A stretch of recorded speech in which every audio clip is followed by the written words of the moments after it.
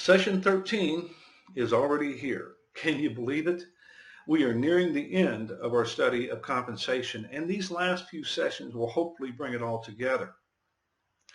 Pay levels and pay structures, as I've said ad nauseum, provide the base upon which we build. Build a house on a shaky foundation and it won't last for long, and it won't provide good protection the short time that it does last. Design a house well and build a good foundation, and you can add on to it later as the need arises, and such as it is with compensation as well. So how do we build a good compensation foundation? We build it with good input on the external and internal competitive marketplace. We develop strong data from reliable sources.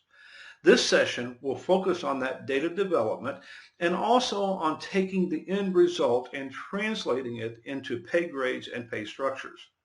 Now, I've worked a lot in this area, and one piece of advice I can give with confidence is that all organizations are different. That's another duh moment, isn't it? But that is to say that you can't really copy one structure from one company to another company. The pay program and the pay structures, to a certain extent, reflect the organization's value, culture, and really their competitive market. Copying your neighbor's family budget would be silly, and so is copying compensation structures and programs from another company.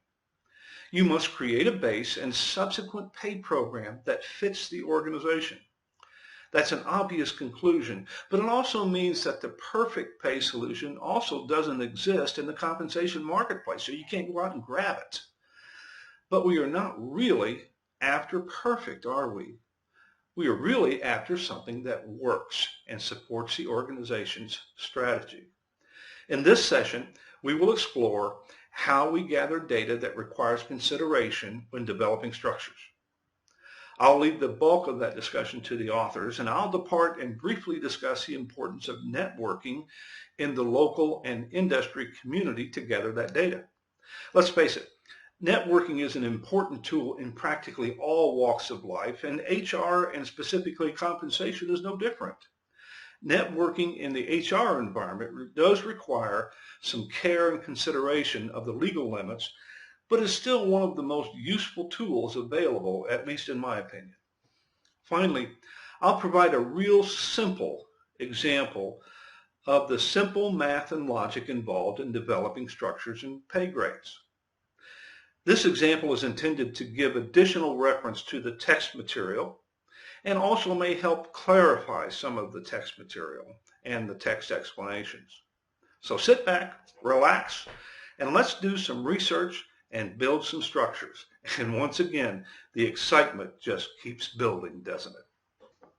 Session 13, Designing Pay Levels and Pay Grades. What do pay levels and pay grades really do? They compare our internal concept of job value for each job in the organization to other internal jobs via the job evaluation, and then ultimately to the reality of the external market. As stated in the text, these two components, internal alignment and external competitiveness, come together in the pay structure. We know where and how we did our job evaluation, but where do we obtain our external market data? This chapter covers two important topics: surveys and developing structures using the results of our surveys. Developing structures is obviously important because we have been building to that end for several sessions. However, once you build structures, it is merely a matter of keeping them current with the market and internal organizational changes. Once developed, they are visited periodically for adjustment. They form the base and, as such, change little over time. And the reason structures change, as I mentioned above, is due to internal changes and changes in the marketplace. Internal changes come sporadically and infrequently, but the market may change annually or even more frequently. Therefore, since the external market changes regularly, monitoring the external marketplace is very important in keeping up with the competition. The author of the book, Planning Wage and Salary Programs, Howard Risher, PhD, states salary structures are best understood as a framework to control or guide managers in making pay decisions. Salary structure is important, but it's not everything. The construction of salary grades or ranges may look complex in the text, but it's really pretty simple. As I briefly explained in previous session, each range is composed of a minimum, a midpoint, and a maximum. The minimum generally represents the minimum that the company is willing to pay for a job in that range. The maximum is the most an organization is willing to pay for a job in that range. And the midpoint generally represents the going market rate for most jobs in that range, although that's not always true. From this statement, you have probably surmised that more than one job can occupy the same range. Once again from the book, Planning Wage and Salary Programs by Howard Risher. Quote, in the traditional salary structure, the most common range width or spread is 50%. The ranges for executives and managers are as large as 70 to 80%. And ranges for lower level support jobs may sometimes be as small as 30 to 40%. Ranges have been widened in the last decade or two, and we'll talk about broadbanding later. Our job evaluation process placed the value on each job within the company. Our market analysis told us the market rate for those jobs. And using this information, we can group jobs of similar value together and establish a grade. We know the midpoint from the market rate for those jobs, and thus we can also establish the minimum and maximum. From there, we merely apply a percentage to the midpoint to determine the next higher or lower midpoint. This is called the progression between midpoints. Following our example from the previous source, if the market rate for a job is $50,000, then that is the midpoint of the range. If the planned range spread or percentage difference from the minimum to the maximum is 50%, the minimum would be calculated by dividing the midpoint by 1 plus 1/2 the range spread percentage, or 0.25. In other words, $50,000 divided by 1.25 equals $40,000. The maximum is calculated by multiplying the minimum by 1 plus the spread percentage, or $40,000 times 1.5 equals $60,000. Therefore, this range, the minimum is $40,000, the midpoint is $50,000, and the maximum is $60,000. To calculate the next grade, we must determine the progression between midpoints. Let's assume 8%. Multiply the midpoint we just established by 1.08 to determine the next highest midpoint. To calculate the lower midpoint, divide the established midpoint by 1.08. Our range would look like this. $40,000 minimum in grade 1, 50 midpoint, 60 maximum. Grade 2 would be 43.2, 54,000, and 64.8, and so on.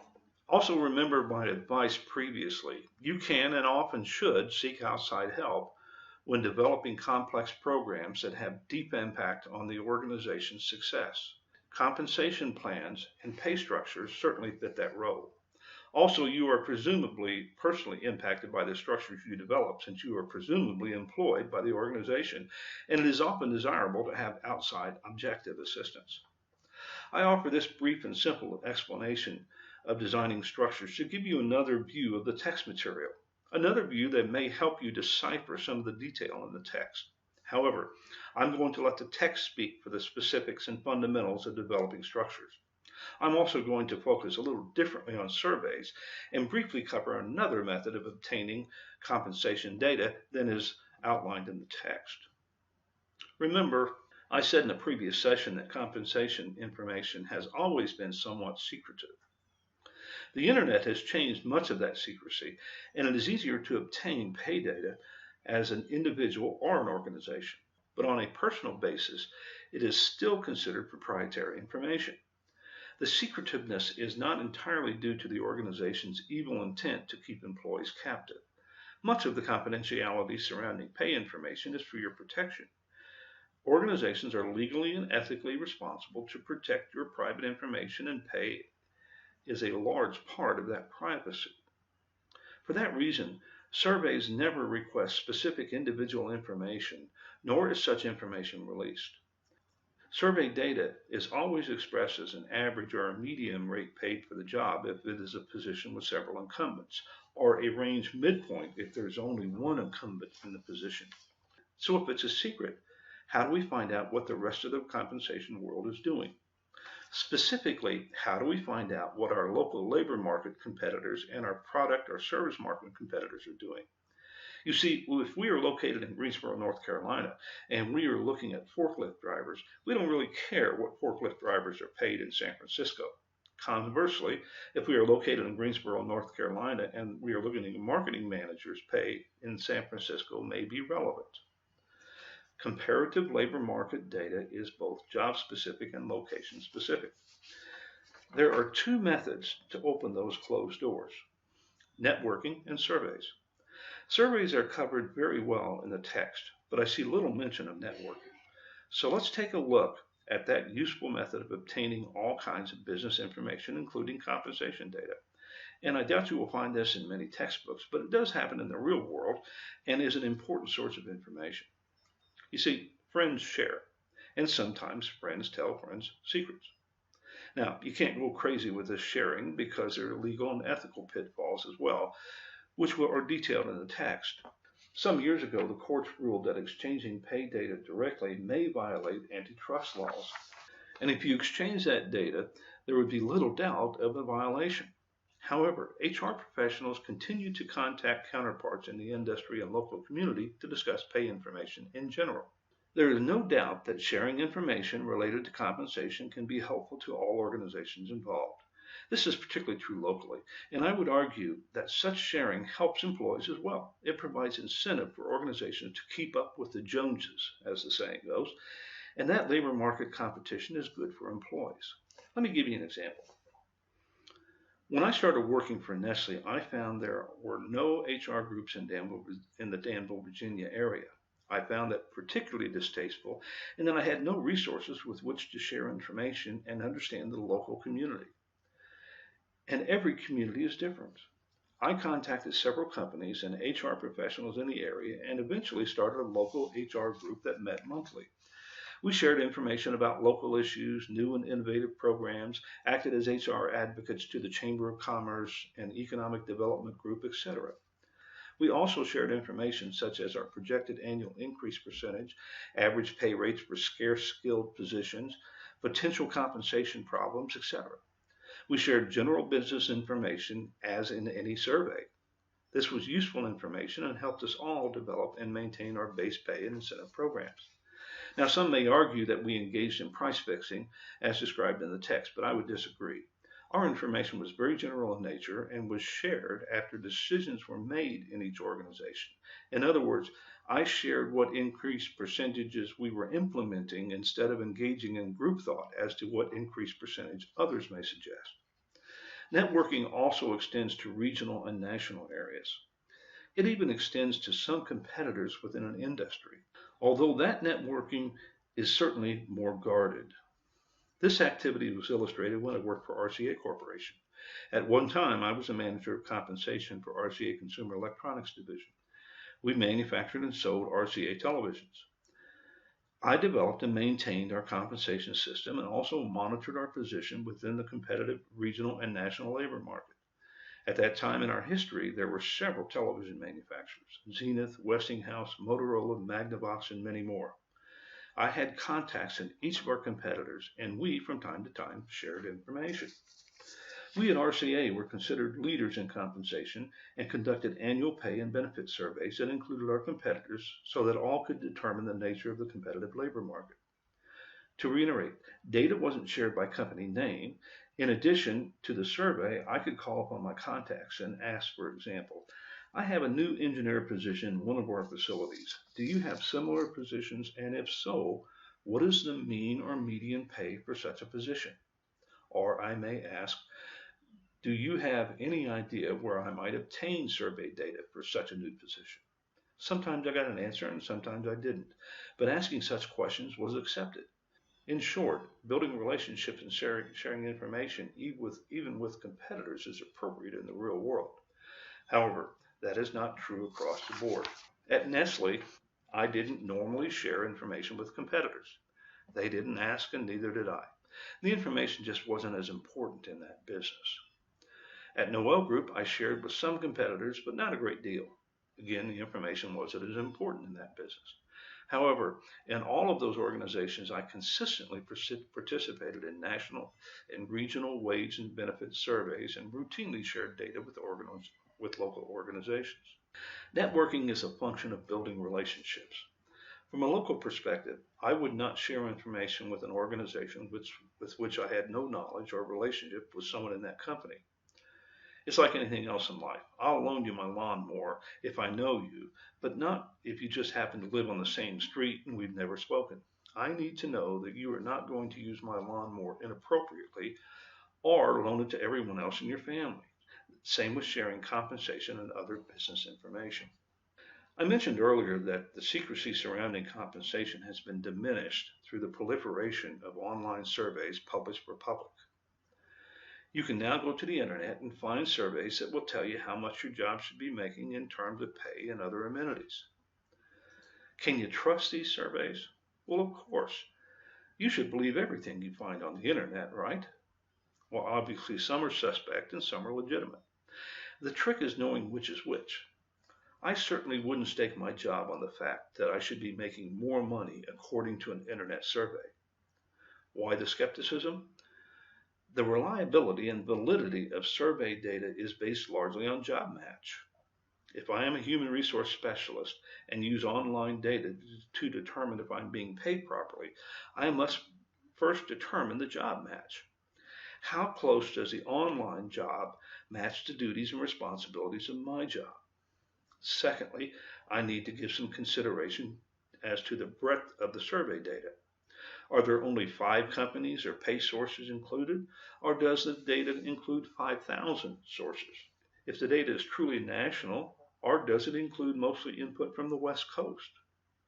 It's the same question with which we started this discussion. My pay compared to what? Let's pick a job of human resource specialist. Let's pick a site to do some salary research and comparison. On www.salary.com, on this website, I enter the title of Human Resource Specialist in Greensboro, North Carolina, and I'm presented with a list of jobs and descriptions of each position.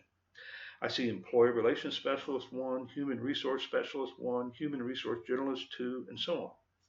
If I compare these positions, I find a job description for each. If I choose Employee Relations Specialist 1, which requires 0 to 2 years of experience, the median salary is listed as $47,896. If I choose Human Resource Specialist 1, which requires 0 to 3 years experience, the median salary is listed as $50,279. That's really pretty close, and this site offers a lot of comparative information with their job description so we can match the job correctly, as opposed to this site, careerbuilder.com. They don't even list human resource specialist.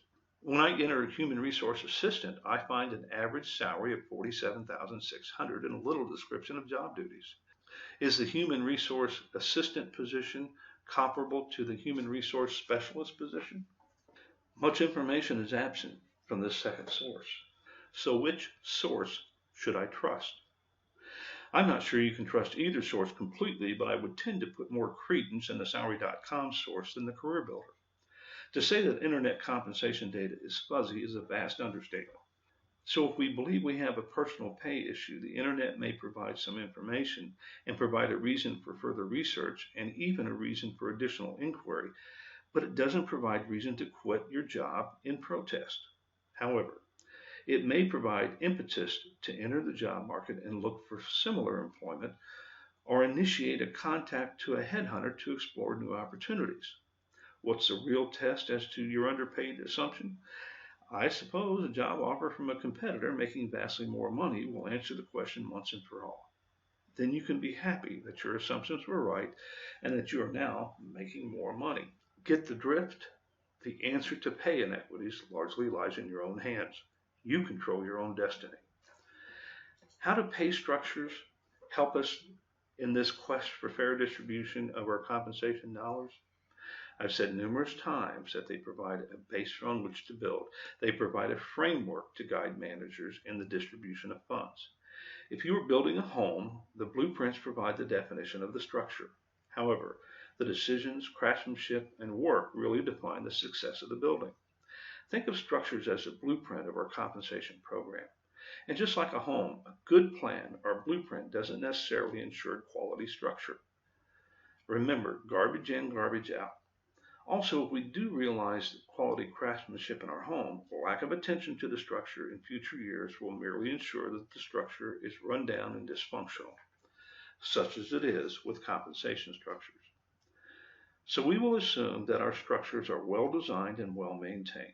With that, good annual salary administration will ensure that pay inequities do not exist, at least not over the long period of time, and both internal and external competitiveness and equity are addressed at least annually. From this strong base and administrative practice, we can tackle how to distribute the funds that are allocated to compensation each year at budget time. The next two chapters in the text cover pay for performance and various ways funds are allocated. It is the culmination of our compensation studies. It defines how we may spend our money wisely and effectively.